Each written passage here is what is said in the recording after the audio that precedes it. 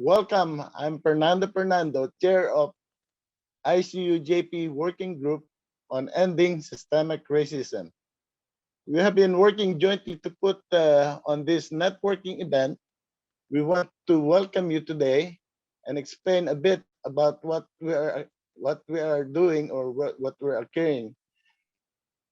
Please introduce yourself in the chat and let us know what geographic community and faith group you are from.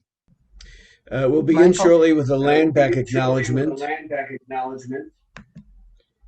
and an indigenous spiritual perspective from George Funmaker. But first, we want to let people know what will be happening in these 2 hours.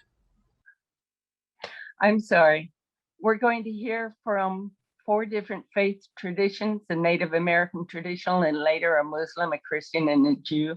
But first, ICUJP wishes to thank our co-sponsors, the Committee for Racial Justice, the Church in Ocean Park, which is an interfaith community dedicated to social justice, the South Coast Interfaith Council's Justice and Peace Committee, the Anti-Racist Action, and Changelinks.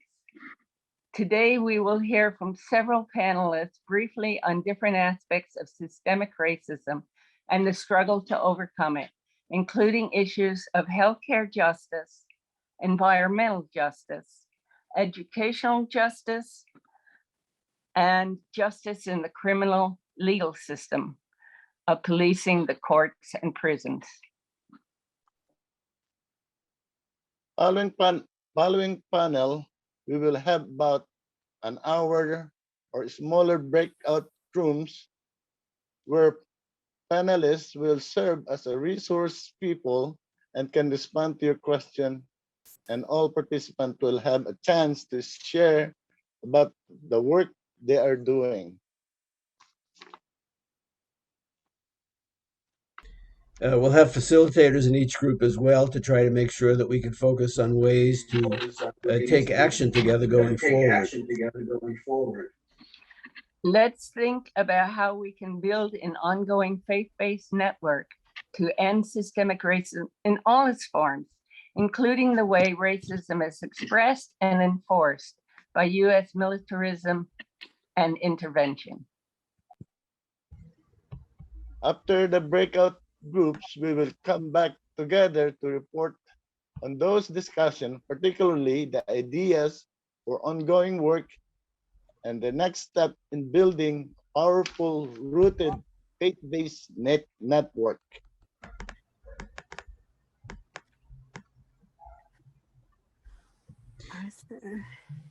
We also want to encourage people who have been working or who live in close physical proximity to each other, such as, for example, the San Fernando Valley or East LA or Orange County, to share their contact information and to think about joint work. Much of this event is building on the previous programs by ICUJP with Dr. Melina, Abdullah, and District Attorney George Gascón about overcoming obstacles to end systemic injustice. We want to see today's networking event bridge and build towards effective ongoing collaborations can have an impact on the world and on our consciousness and spiritual practice. Here's the brother George Funmaker. In his work in Los Angeles Native community, he promotes cultural rehabilitation and spirituality through his cultural work, and he advocates for preservation of sacred sites and land. George has spent time at Standing Rock as well as Apache Land Oak Flat. He comes from the family that has been active with indigenous struggle at Wounded Knees in 1973, as well as spiritual movement of protecting sacred Navajo land at Big Mountain. Is George in? Yes. Hello, everybody. Can you hear me? Yes. Thank you. Yes. Yes, I want to thank the committee for organizing today's event, and thank everybody for being here and discussing this important movement of faith-based organizations and coming together to address systemic racism, and including Native Indigenous voice is important. So I thank the organizers for reaching out. And usually at events, we like to ask organizers to always acknowledge the lands that they're on. So I want to acknowledge myself. I'm enrolled member of the Ho-Chunk Nation of Wisconsin, and also Spirit Lake Dakota of North Dakota. But I was born and raised in Los Angeles.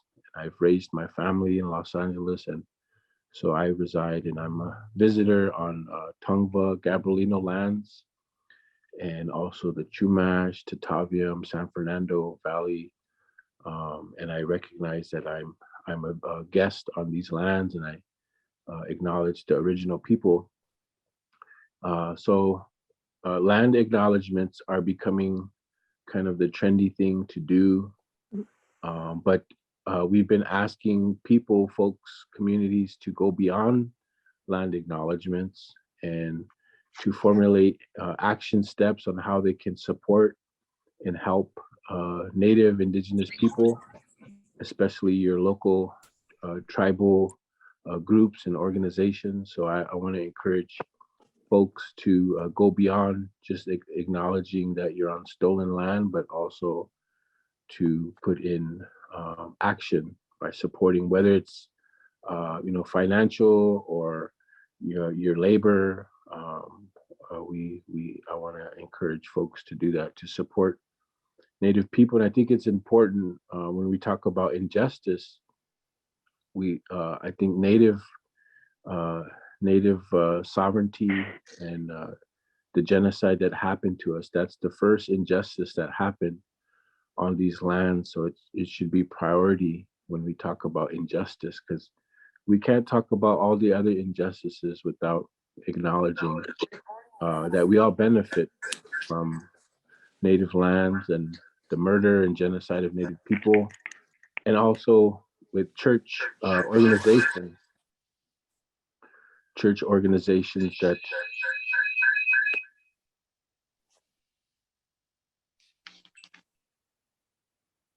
can somebody mute themselves?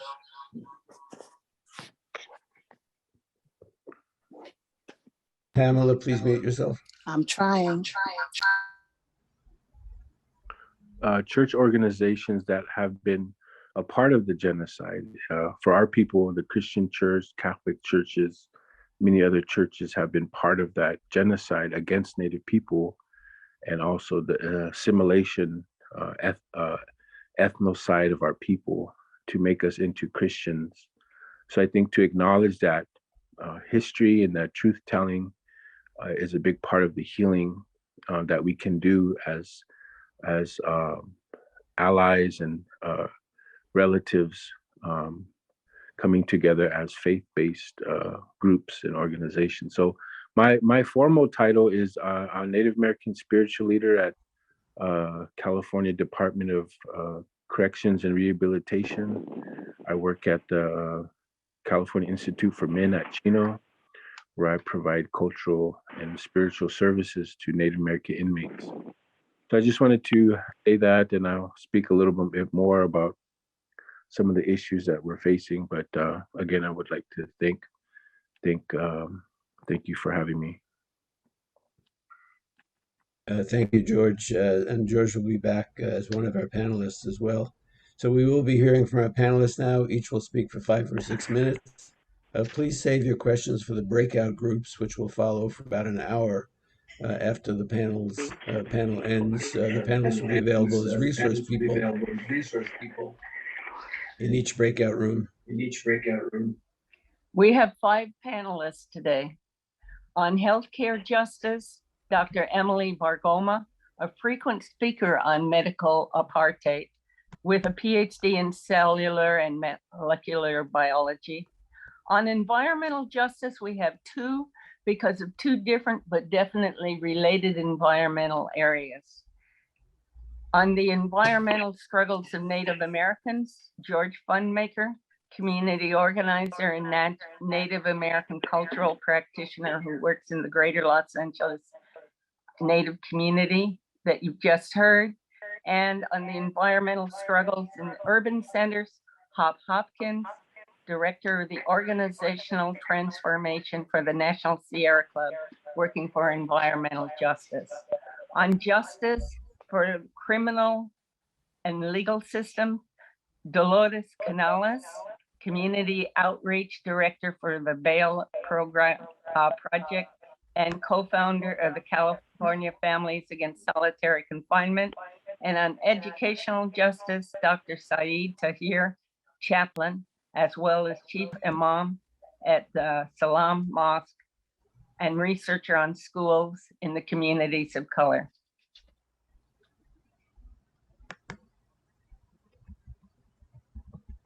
Shall the panelists will speak now, or? Yes, so we will begin with Dr. Bargoma. Emilee? No, No? before we break into, oh yeah, right, I'm sorry. My mistake. Yeah. Emilee, you're up. Can you hear me okay? Yeah, thank you. All right.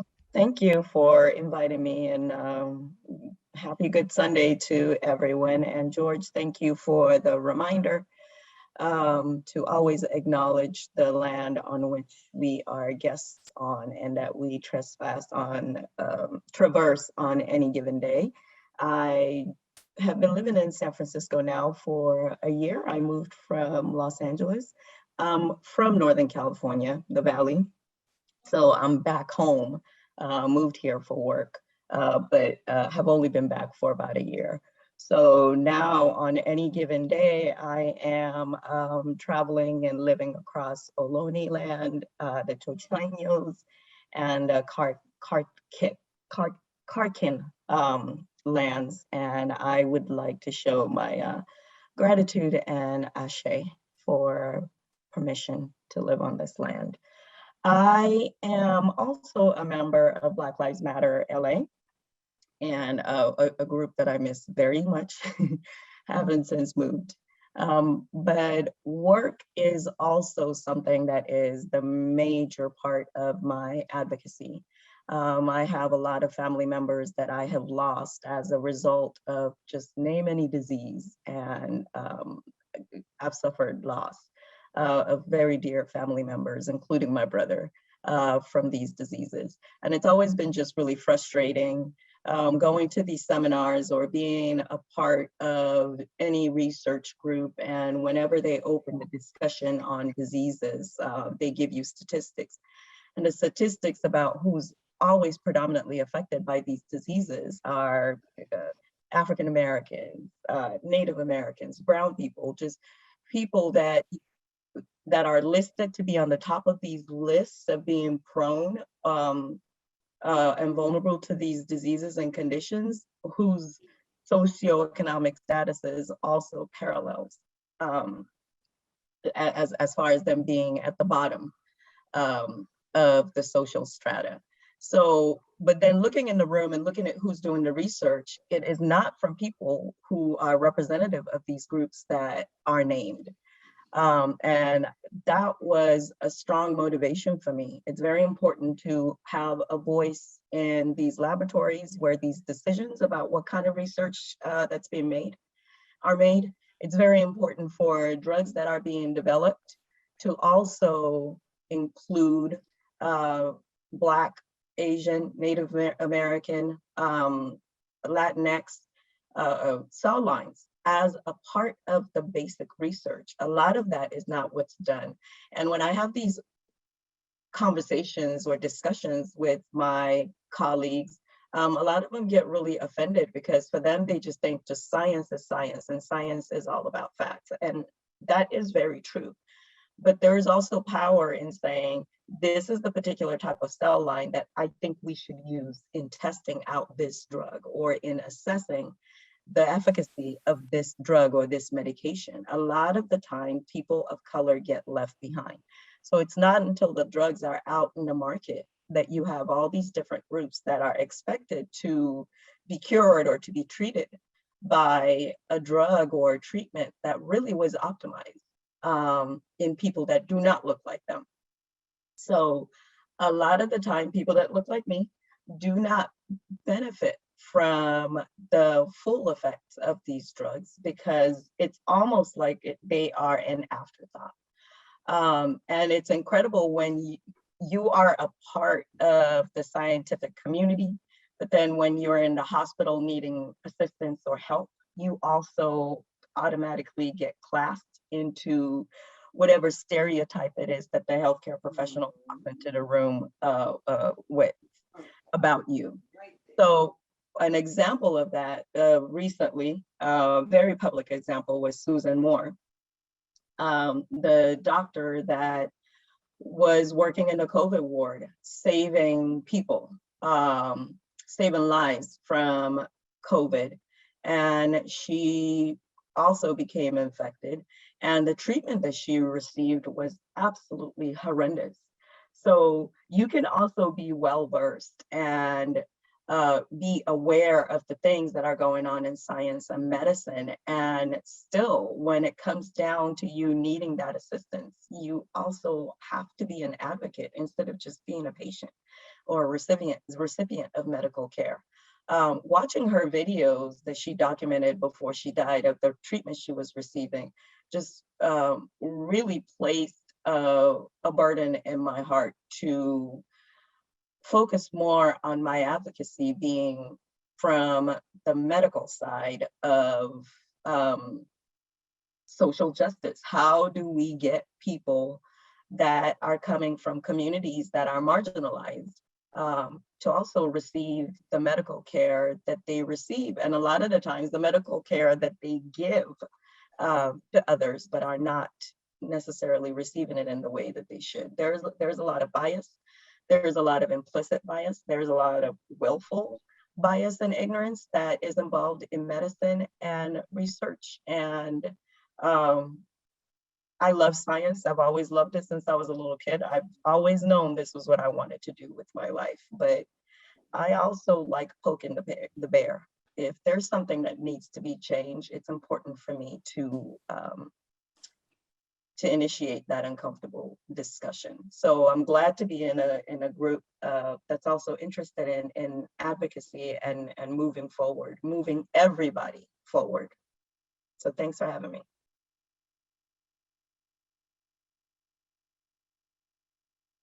Thanks. Appreciate your words. Next up is George Funmaker.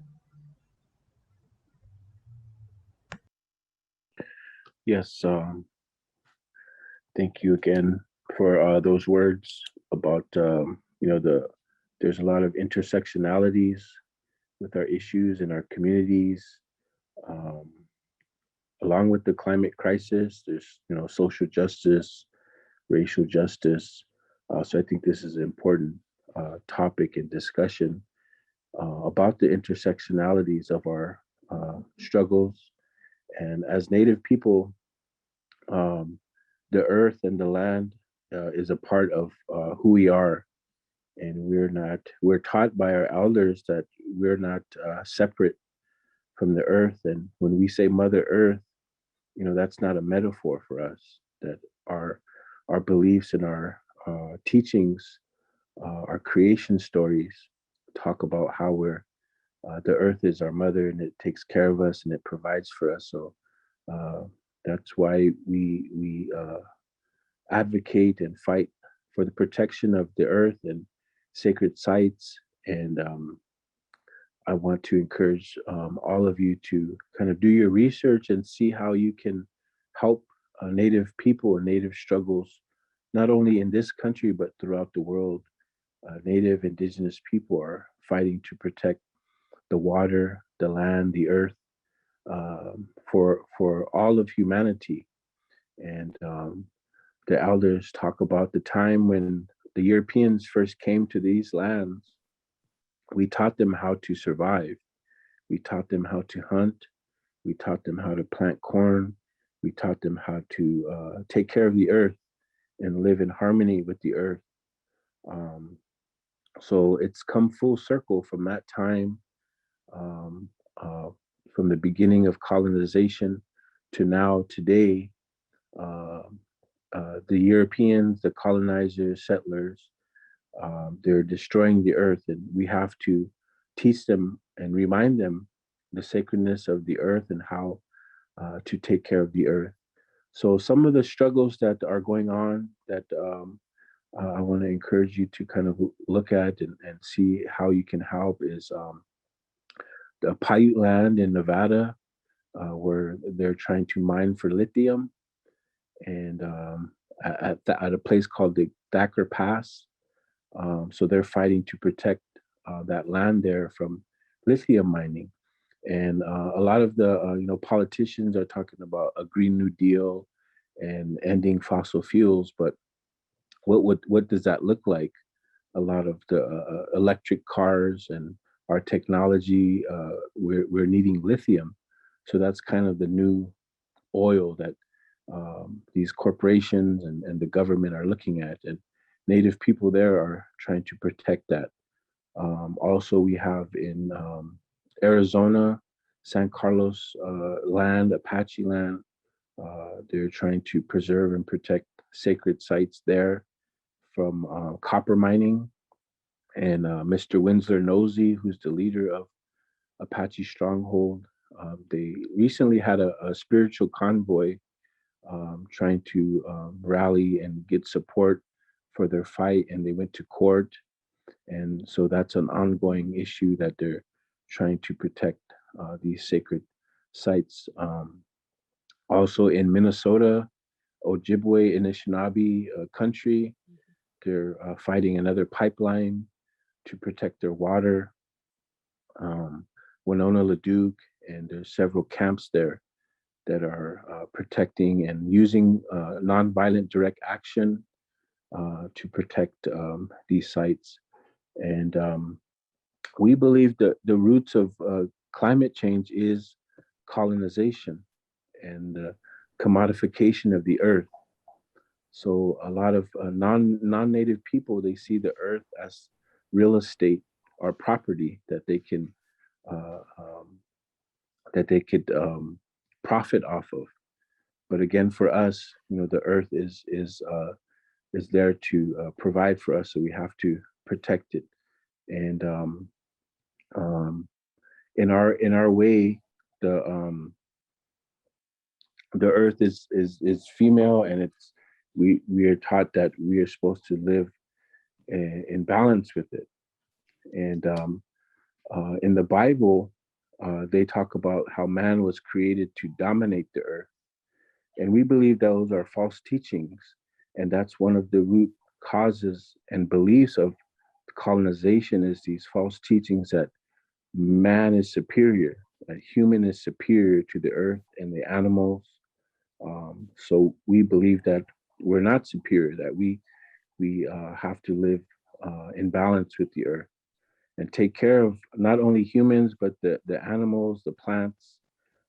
So those fights are to protect those things. And our church is nature. Our church is the waterways, and the plants are our saints. The plants are our spiritual helpers. So we look at the earth from a different lens, that it's alive and it's sacred, and we need to protect it. So I just wanted to share those things from my kind of point of view, and some of the things that the elders have taught us about the earth and protecting it. So I just wanted to share that. And our organization, Red Earth Defense, you can find it on Facebook, and we do community organizing in Los Angeles. One of the focuses that we have been a part of is divestment from the banks, the banks that finance a lot of these mining operations and pipelines. So we advocate for divesting your money from these major banks. So that's all I have to share for now. Thank you.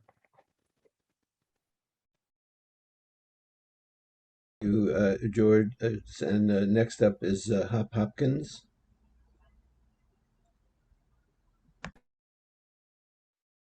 Hello, you all hear me? Just a thumbs up from somebody? Okay, cool, right on. All right, welcome. Thank you for the organizers and the panelists for being here today and sharing their perspectives and words. I super appreciate that. And greetings to all my relations here on the call. My name is Hopkins. I'm the Director of Organizational Transformation, also the Climate Justice Fellow at Antioch University, Los Angeles. And for those, I'm not sure if closed captioning is happening, but I'm a middle-aged Black man wearing a brown felted cowboy hat, a button-down pearl snap shirt, and I have a beard that's slightly graying at the bottom. And I'm coming to you from the traditional lands of the Tongva people known as Tonvangar. And Tonvangar exists between Southern California from Palos Verdes to San Bernardino, from Saddleback Mountain to San Fernando Valley. And in their traditional language, I say Tehuvit Tamit, or good day to you all. George did a really good job of laying out the need for us to think about taking land acknowledgements further in ways in which we can be in solidarity with our indigenous kinfolk in these territories and abroad in their quest for land back, land access, and cultural access to their traditional homelands. Again, to the organizers, very much appreciate the invitation to be here to share some of our environmental justice work. And today I'll be talking about, in the breakout group, our work that's happening in the San Bernardino area. But generally here today, right now, I'm going to talk a little bit about extraction, disposability, and sacrifice zones. Our first two panelists have talked about the roots of environmental justice, and I'll continue to do the same. Hopefully there won't be too much overlap, but I'll adjust my comments as necessary. And although in my intro it names urban environmental justice, I want to just make clear I cover environmental justice broadly, and I do work nationally for the Sierra Club. So although I do live in Southern California in Los Angeles, right outside LA, I do cover environmental justice issues on the national basis. What first needs to be understood is the compounding crisis that we're collectively experiencing is a product of the legacy of colonialism, slavery, and racist policies and structures. And I see anti-indigeneity and anti-Blackness as central elements in all aspects of social injustice in the United States. I believe that our work should be directed towards uncovering those connections at the intersections of race, gender, ability, class, and geography. Essential concepts that inform my work today and that I hope we'll be able to dig into in our breakout room are the Doctrine of Discovery, settler colonialism, anti-indigeneity, anti-Blackness, anti-racism, disposability and extraction, sacrifice zones, reparations, and land rematriation, and entering and exiting a community when you're looking to be in solidarity with them. Ecological degradation and environmental injustice are the inevitable result of a society that values some lives and not others, and prioritizes profit over people. Ecological devastation is fueled by racism, and anti-racism is a key to ending the sacrifice zones and pollution that drive climate chaos. And I'll share this later in the link, but as I wrote in Racism is Killing the Planet, you can't have climate change without sacrifice zones, and you can't have sacrifice zones without disposable people, and you can't have disposable people without racism. It must also be understood that the struggle for racial justice and environmental justice are inseparable, that the neighborhoods fighting police brutality and injustice are the same ones that are fighting the polluter next door. And at the root of both environmental injustice and racial injustice is the ideology of white supremacy. When we're in this global mess because we have declared parts of our planet to be disposable, the watersheds will refract the earth to extract gas are considered disposable. And when we pollute the hell out of a place, for example, in Los Angeles, many of you know, there's in-city oil drilling. When that happens less than 200 feet away from residential neighborhoods or schools or medical facilities, that's a way of saying that place and that those people and all other life that call that place home or have no value. And in order to treat places as disposable, the people who live there have to also get treated like trash. And these sites of extraction or sacrifice zones imply sacrifice people. And by corporate and governmental entities focusing their extraction of resources and pollution on Black, Indigenous, and people of color communities and working class communities, big polluters and governmental institutions have bought the silence and collusion of most white Americans. And how has this happened? Well, it's happened by dividing us into racial categories and economic classes that the 1%ers and corporations keep us from seeing that 99% of us share the same problems. Although those problems may be the same, the way they impact us are differently. And the primary purpose of this extractive economy is to further accumulation, concentration, and enclosure of wealth and power. While the story we're told is that this economic system serves us equally, we know and experience that not to be true. A part of defining something must also be determined by what it actually does and not by what we're told its intentions are. The devaluation of Black and Indigenous people's lives to build wealth for white communities is not new. Our country was built on a foundation of enslavement of Indigenous Africans, the theft of Indigenous land here, and the near genocide of Indigenous peoples. The Doctrine of Discovery was a religious belief that for many European settlers, it's what they relied on. The doctrine said that any land discovered by non-Christians was theirs because of the inherent inferiority of non-Christian people. So US institutions from our government to Ivy League universities were built on the foundation of stolen labor and stolen bodies.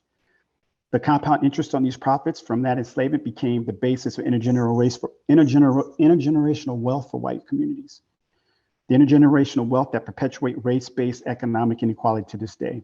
And structural racism continues 150 years after the abolition of slavery, only in new forms, and particularly the prison industrial complex.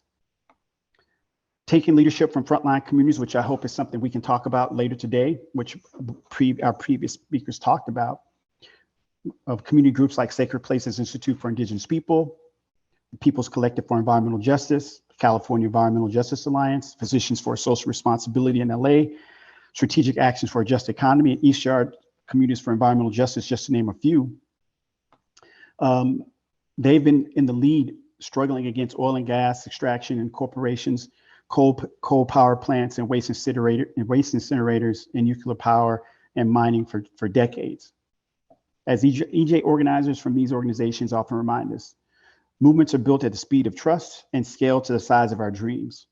To be good allies and win the trust of grassroots movements, a few critical steps that majority white institutions like the Sierra Club or even Antioch University or many of your religious institutions can take on are show up and support frontline communities with humility and openness to learn. Center the voices and stories and strategies of frontline communities and never speak on their behalf. Avoid greenwashing and false solutions that simply redistribute harm in different ways to those same communities that have been impacted for generations, and call out the hypocrisy of those policies and don't support them.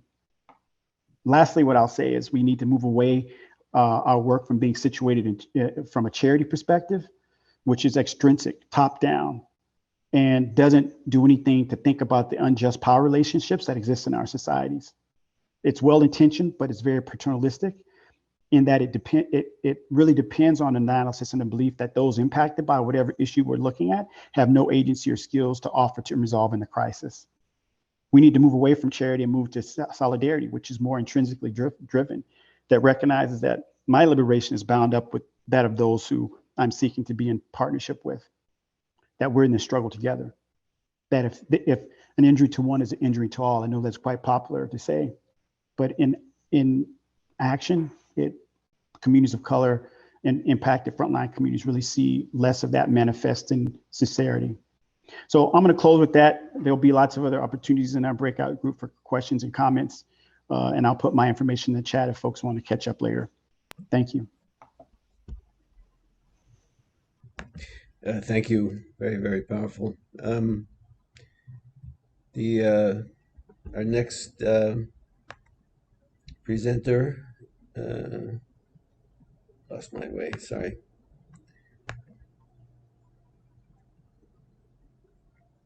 I'm sorry, Cal Francis, can you want to call up the next person? I misplaced my script. Sure.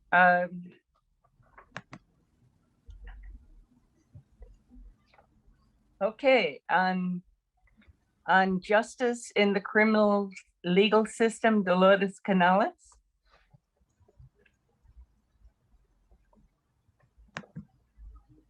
Dolores Canales, are you here? I'm looking. Maybe she's trying to unmute. I don't see her. Maybe you should go ahead. Oh dear.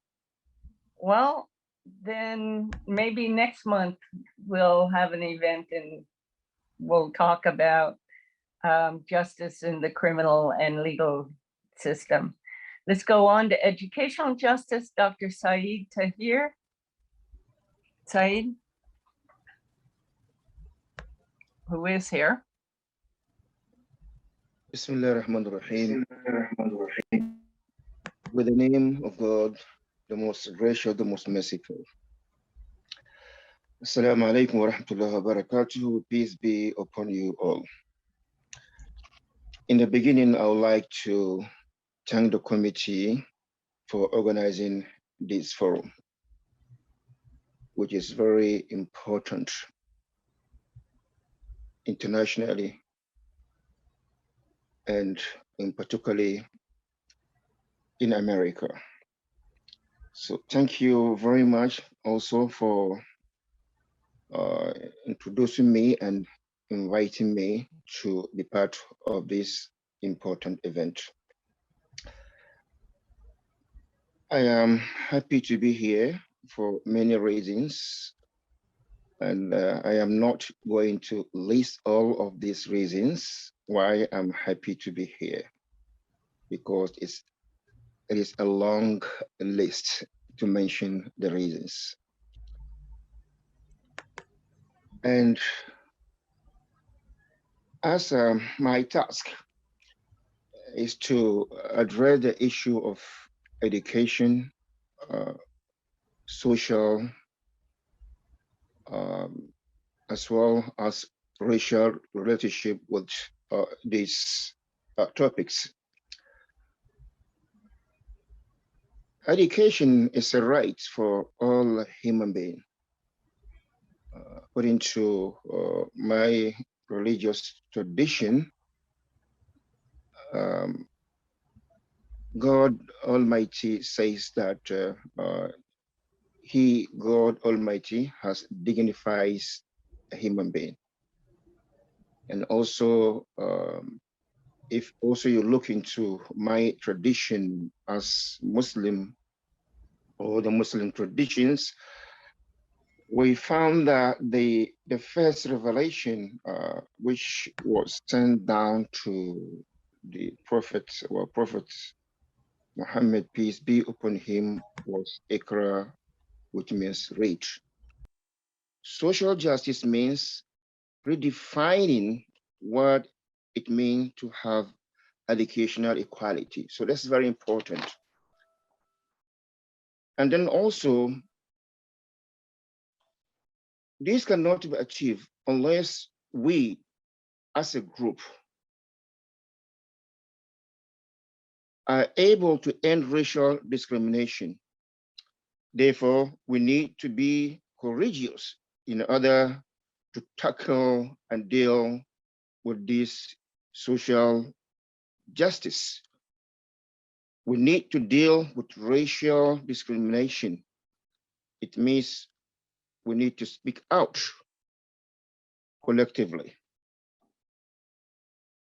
And most importantly also, we need to start building bridges, working together with one voice.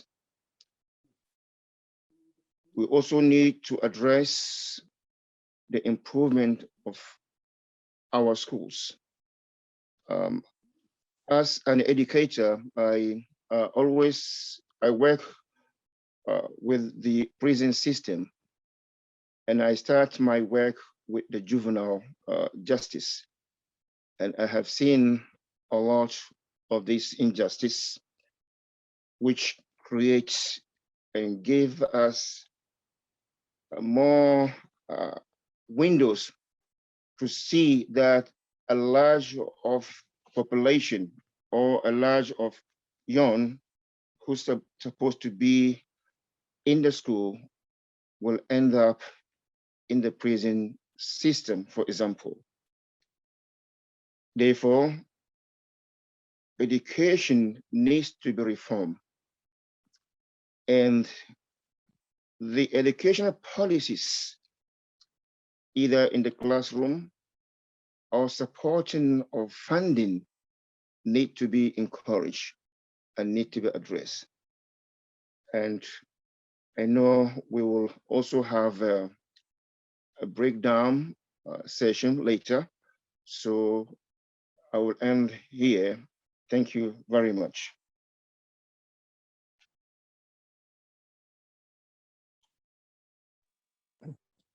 Colonel Francis, are we going to have Dolores Canales? I texted her, but Oh, I think we should just continue, and if she joins us later, she'll be okay, in. great. So Fernando, Okay, before we break out into a small group, we will hear from Sheikh Ayub Harun, a Ghanaian-born activist, chaplain, scholar of Islam, of Arabic language, culture, and literature. Sheikh, is he on? Is he in? Yes, he's there. Thank you very much for these very important events and for the invitation. I appreciate all of you for attending and for making this happen.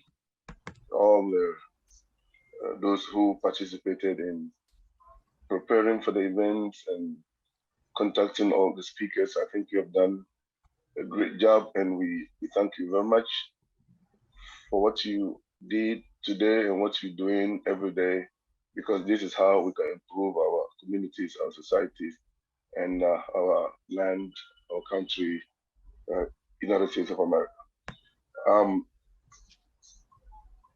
I am Imam.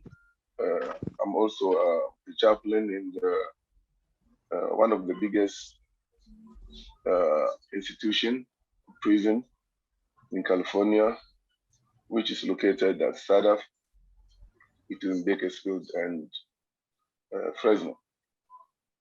It's the biggest, I think, prison everywhere.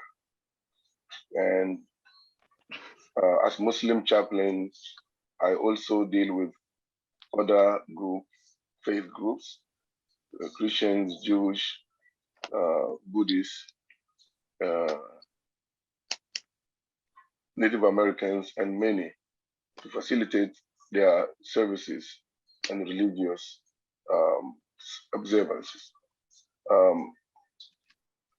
Systematic racism has been there for a long time, whether by design or by accident.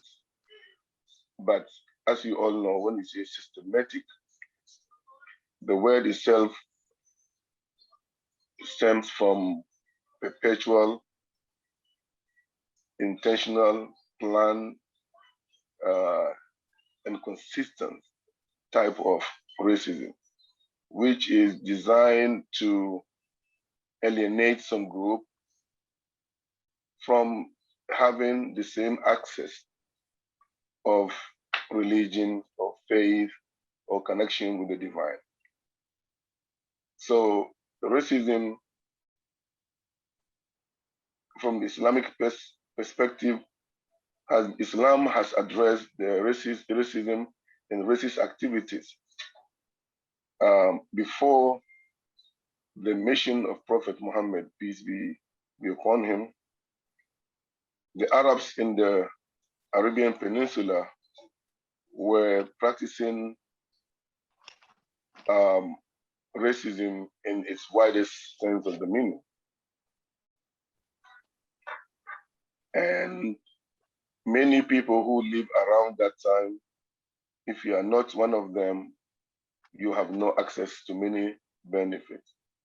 And actually, even if you are one of them and you do not belong to a stronger tribe, you also fall prey to perpetual and structured racism. So when Islam came, when Prophet Muhammad, peace be upon him and peace be upon all the prophets, when he came, racism was one of the first things he tackled, because it was clear to him that the society cannot grow and the community cannot come together to build a sound and successful community without eliminating structured racism. So he preached forcefully against that.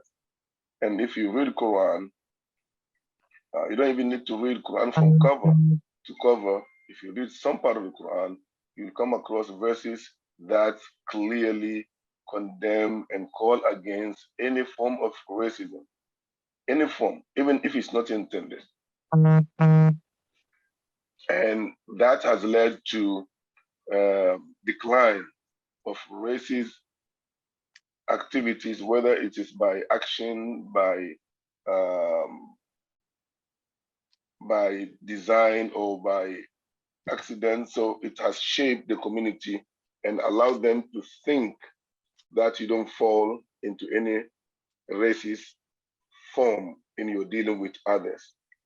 And it doesn't have to be intentional. I mean, just be thoughtful of what you do.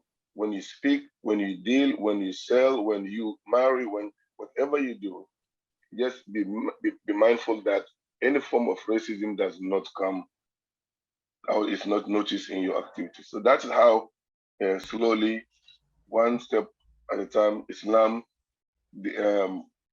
won the war against racism, or eradicated the pandemic of structured racism.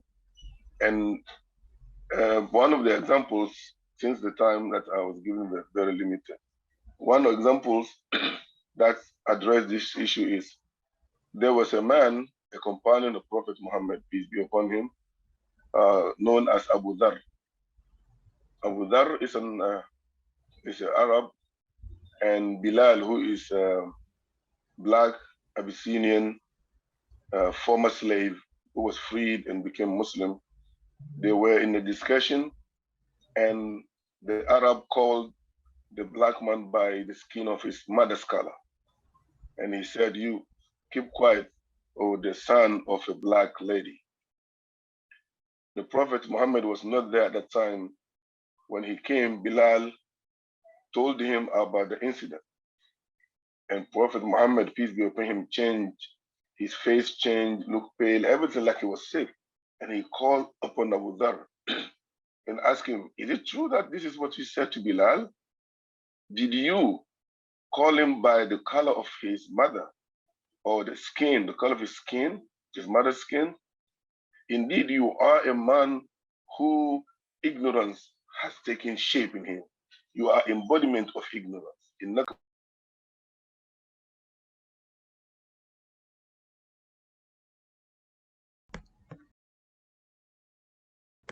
Yeah. Sorry, you got muted. You need to unmute. I'm sorry. Okay, sorry for that. I didn't know what happened because my hand was far from the computer. So when Abu Dhar heard about the Prophet's condemnation of him, he went and followed Bilal, the black guy, and called upon him and tried to beg him and ask him to even put his leg on his cheek. He said, I want to really eradicate any form of racism in my thinking, in my mind.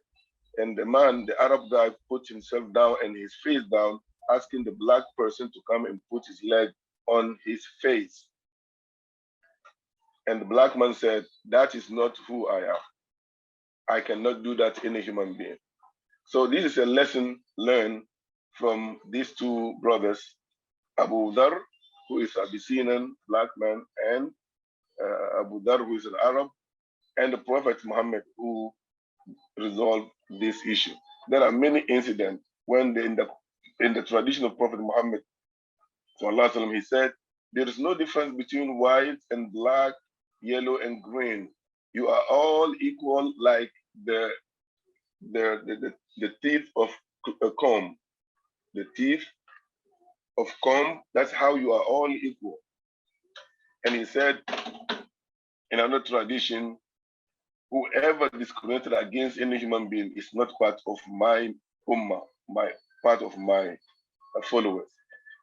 So, and another tradition also goes, there was a Jew who was living during the time of Prophet Muhammad, and he's old, who has spent his life and time in the community, Muslim community, contributing to the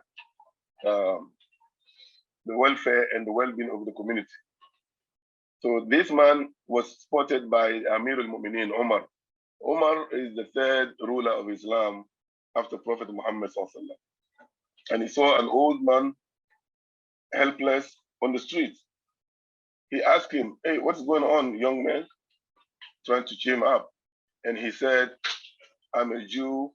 I contributed to this community when I was young and strong. And now, when I'm old, no one came to my aid."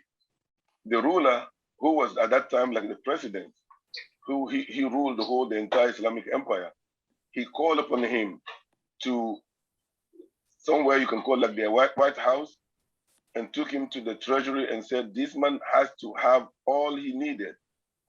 There is no room for any type of racism or any type of dealing that will leave this man behind. No person within the Islamic empire should be left behind." From that day, they assign him for support, financial support monthly, and he gets supplies from food and everything that he ever needed. So the Prophet did everything he can to make it clear and loud that there is no room for any type of racism within the Muslim community. And that is not just, we are not supposed to look at that in a historical perspective. It is imperative that we bring it today in our communities. Black and brown are the same. It shouldn't just be a slogan. This should be something that we hold high in high esteem. Every person is equal to every person. And if we can have our people in power, in authority, in decision makers understand this and perpetuate this and preach this and encourage this, I think we'll be able to eliminate all form of injustices, whether it's in judicial, in education, in our mosques, on our streets, and no one will be looked down because of the color of his skin or the faith group that he belonged to. So Islamic law has also put a lot of very strong warning and punishment for any person who will be caught acting in a way that will look discriminatory, especially when it is not even by accident. So let alone when it is perpetual and planned and something that is meant, is hinted. So even an accident way of racism is punishable, let alone a perpetual or systematic racism. And I think we all have a lot to learn. I think from the Christian background, from the Jewish background, we will find this type of text that if we can bring them together and address the community and live by the example, we will live in a racist-free community and we're able to leave a legacy for the next generation who would have a better life than ours. Thank you very much for the time, and I appreciate everybody here for being here, for what we do. I think it's very important that this continues in any form possible. Thank you very much. We are going to be breaking into small discussion groups on educational racism and justice, environmental racism and justice, healthcare racism and justice, and legal racism and justice, where you'll have a chance to hear more from the panelists and discuss your own work and interests. And I imagine since Canales hasn't shown yet, we could still, if you'd like to break, those of you who want to break into the legal and criminal system and just skip the Q&A and go right into the other questions. But facilitators in each group will help focus the discussion, make sure that everyone is heard, and help us and keep in mind the long-term goals of this faith-based network. building, this faith-based network building effort. We also ask that everyone consider the destructive, wasteful, and aggressive impact of the US militarism and economic exploitation on fomenting and enforcing systemic racism in this country and globally. So when Michael finds the controls for getting us together, what is going to happen is we'll put on your screen your choices, and you'll have a chance to choose between those four, and we'll split you up. There's going to be a facilitator that will ask questions, and this is the most valuable time. This is what we had the panel to get our minds educated and to get us thinking about how various the issues are on racism and the different forms of racism. We have room 1, room 2, room 3, and room 4. I'll be in room 4, which is the legal racism one that we said we want to continue. So room 1 will be the health racism with our first presenter. Room 2 will be the environmental racism. Room 3 is the educational racism, and room 4 and justice, and room 4 is the legal racism and justice. So I'm opening those rooms now, and people can assign themselves. We'd like to hear back from the 4 breakout groups, and then talk a little bit further as well, if we can, about next steps. Oh, I have a question. I can put steps.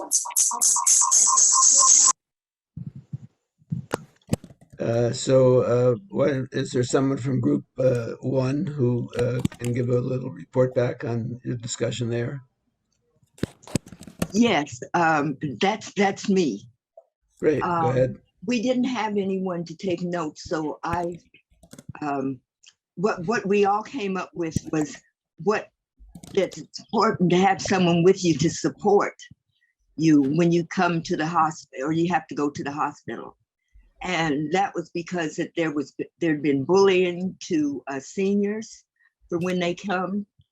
And they were talking about the doctors figuring out that they were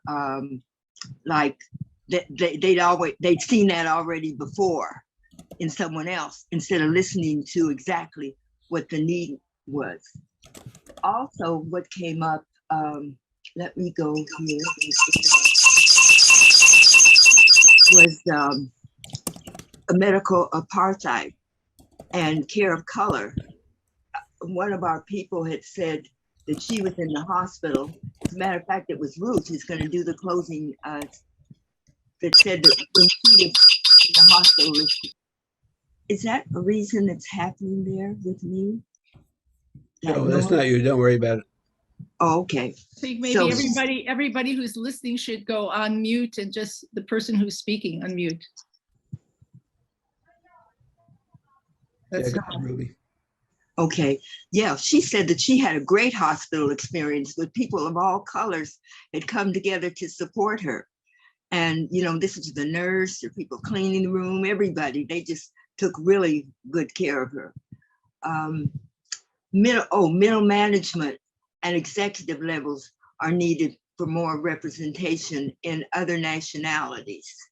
They said the Caucasian nationality was taken basically over that, and that the Asians were more in research.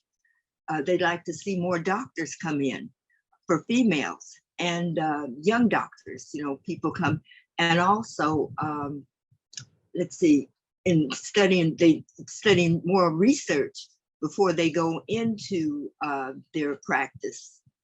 The other thing, like Jane had brought up, and then it was said too, regarding one person that was in Kaiser, glad that they didn't go on strike, was what could ICUJP do, you know, regarding when we see these people coming on strike, how we could help them, you know, by taking them lunch or supporting them, or see what ICUJP could do for the people in medical, you know, when they're on strike.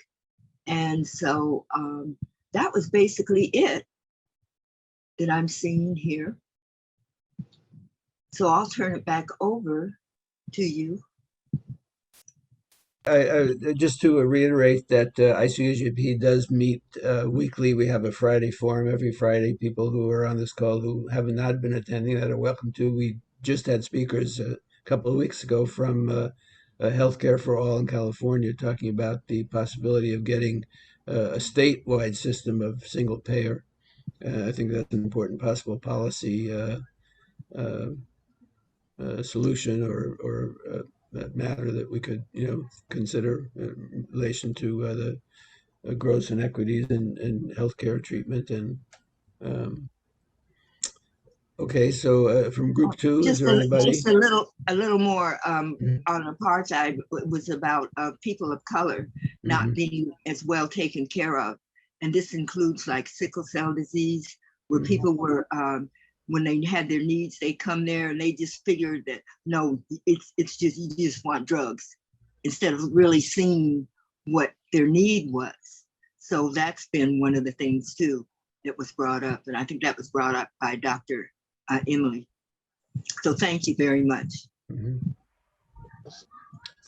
So from, thank you, from the second group. Yeah, hi, Stephen Fescure. I was a facilitator of the second group. I tried my best taking notes, but I'm not a really good note taker. But the discussion, Hal and rather Hop and George continued to discuss the points that white systemic racism and white privilege as a daily reality needs to be confronted, needs to be dealt with. We need to wake up, and we need to support organizations that are doing their best. And a number of resources were posted on the chat, and I hope that those were there's some way that we can capture those so that those resources can be sent to everyone on this call. And if not, I certainly will follow up with Hop and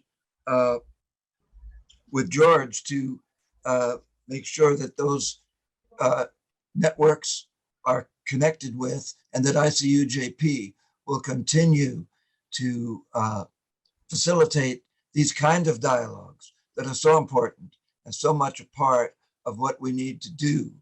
And more than the dialogue is the actions that we need to take to make a dent on systemic racism and injustice, especially when it comes to the environment and climate crisis, which is an existential reality that we're up against the wall with every day right now.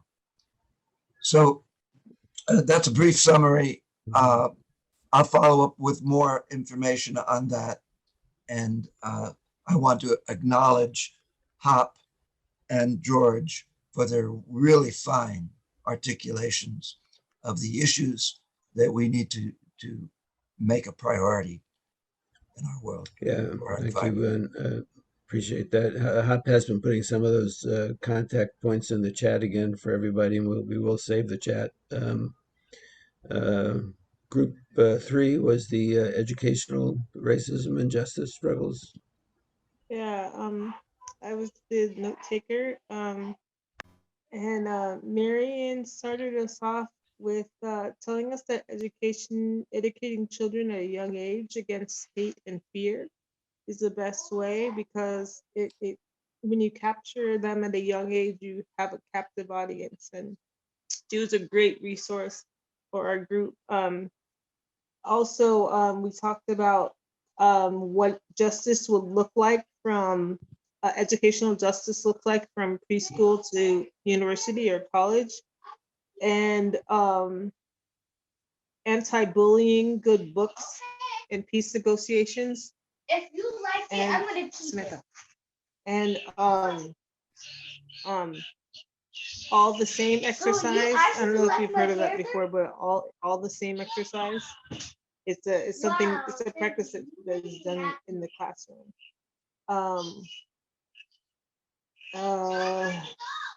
There are a lot of resources. I know a website that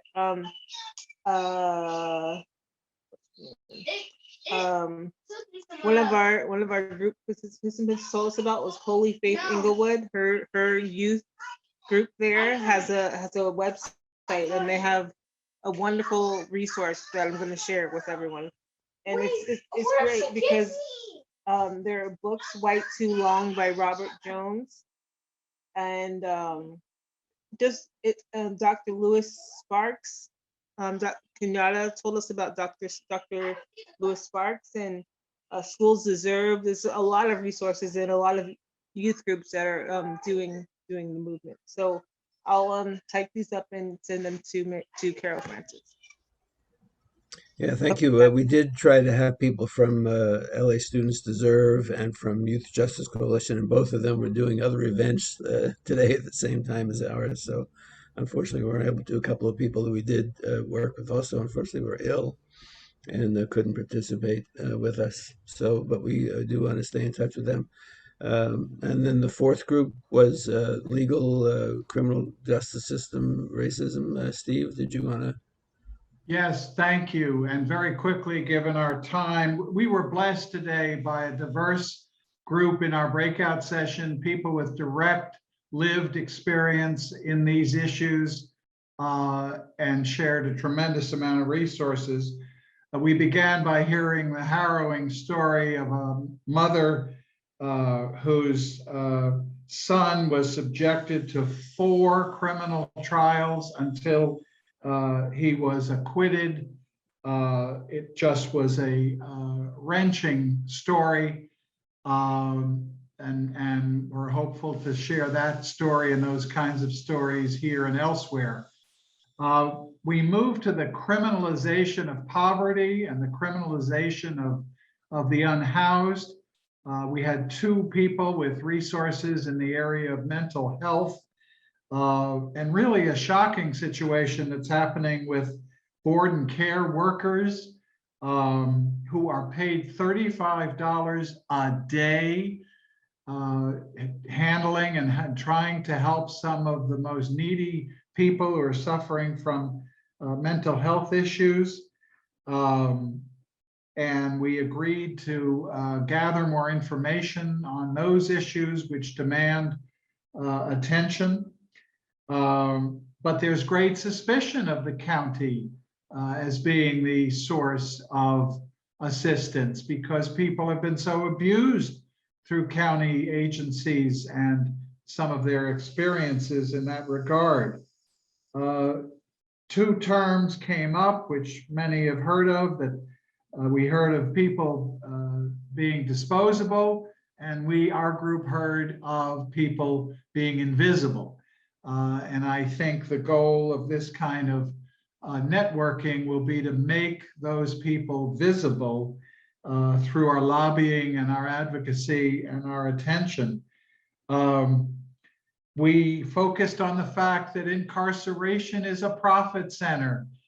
Large corporations become wealthy by the more people that are incarcerated and are kept incarcerated, and how the police unions and associations, I should say, I don't want to dignify them with the term union, and the correction officers associations up and down the state that acquire a lot of funds and make political contributions so that legislators will continue to sustain this incarceration society.